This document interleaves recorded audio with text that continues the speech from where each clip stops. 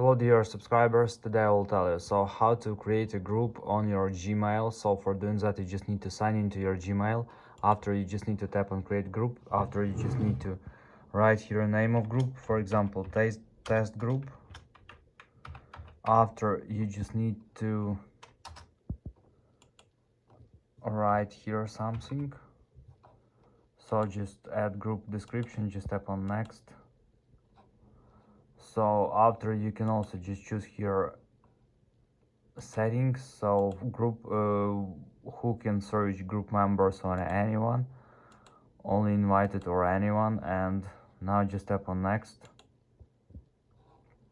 Group members, here you can also just add a list of emails you want to send invitation to your group. So after you just need to add invitation message, so for example description of your test group, and after you just need to tap on create a group. So now you just need to verify that you're not a robot and just tap on create a group. So thanks for watching, goodbye.